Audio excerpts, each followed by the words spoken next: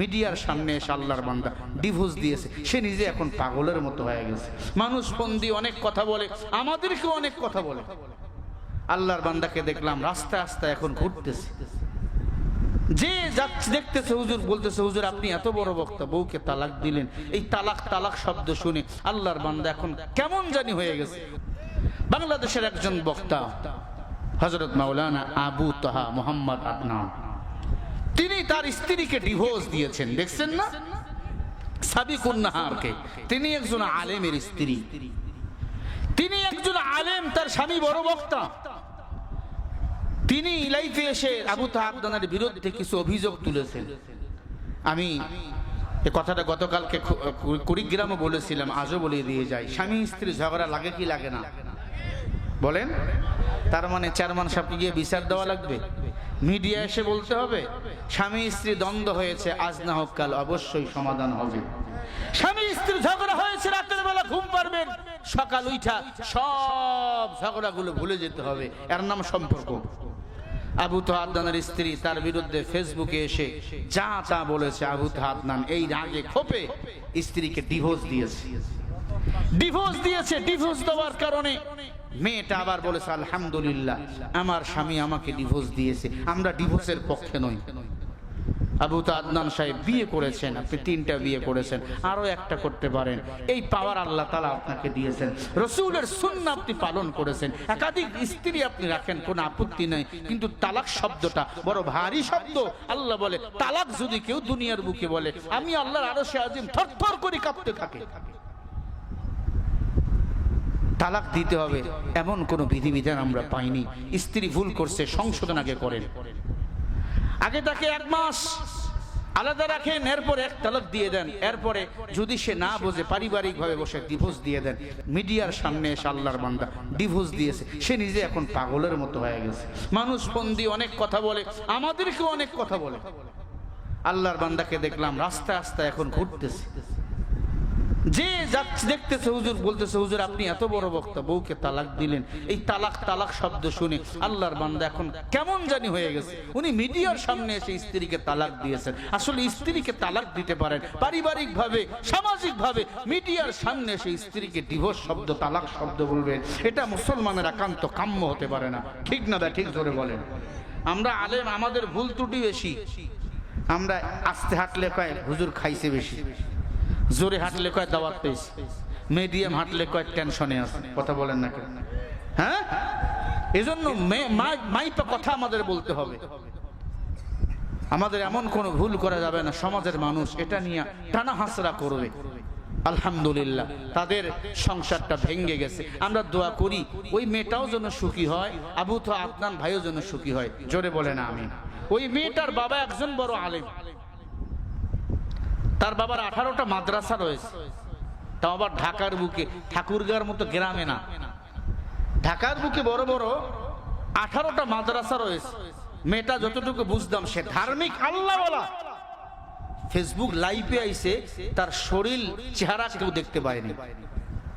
যদি সে খোদাভীরু না হইতো, পর্দানশী না হইতো, ওপেনলি সে চলে আসতো। কিন্তু আল্লাহর বিধান কোরআনকে সে অবমাননা করে নাই।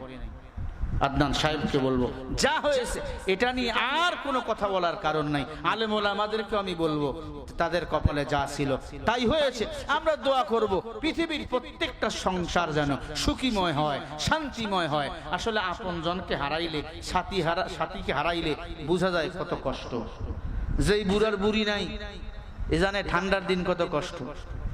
বুড়িয়ে ছিল কমপক্ষে গরম পানি করে দিত উজু বানার জন্য।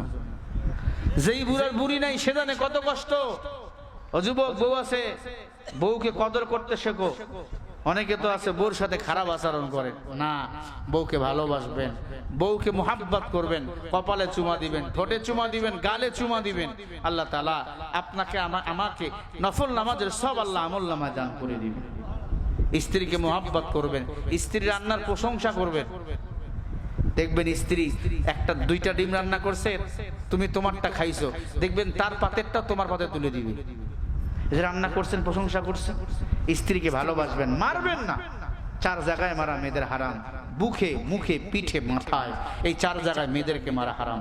আল্লাহ তাআলা আমাদের সবাইকে স্ত্রীদেরকে মুহাব্বত করার তৌফিক দান করেন। আরো জোরে বলেন আমিন। হযরত ওমর গোলাম আসলামকে সাথে নিয়া আস্তা দিয়ে হাঁটতেছে আর আয়াত পড়তেছে, ইয়া আইয়ুহাল্লাযীনা আমানুত্তাকুল্লাহ,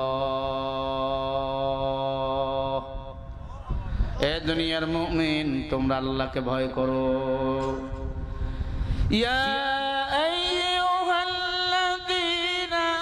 আমানুত্তাকুল্লাহ ওয়া কুলু কাওলান সাদীদা,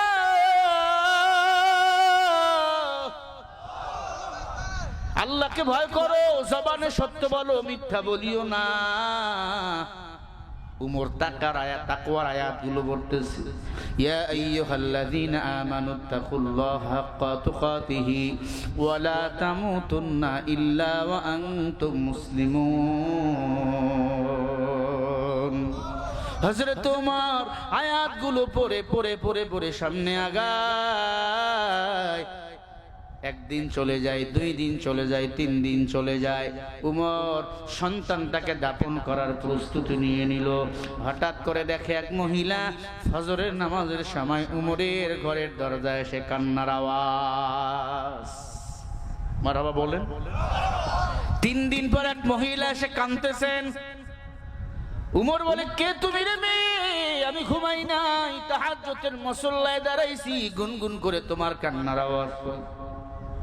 ডাক দে বলে, উমর আমি আল্লাহর বান্দা, আমি একজন মুমিন নারী। এই উমর আমি আল্লাহরে ভয় পাই, এই জন্য আপনার কাছে এসেছি, বিচারটা আমার করেন। উমর বলে, এমনি মাথা গরম, বল কি বিচার? কেউ তোরে টিজিং করছে, কেউ গালি দিছে, বল তরবারি দিয়ে কল্লাটা এখনই কেটে দেবো। একজন মানুষের কথার আগে তরবারি চলতো, তার নাম কি বলেন? আরো জোরে বলেন। উমর কথার আগে তরবারি চলত।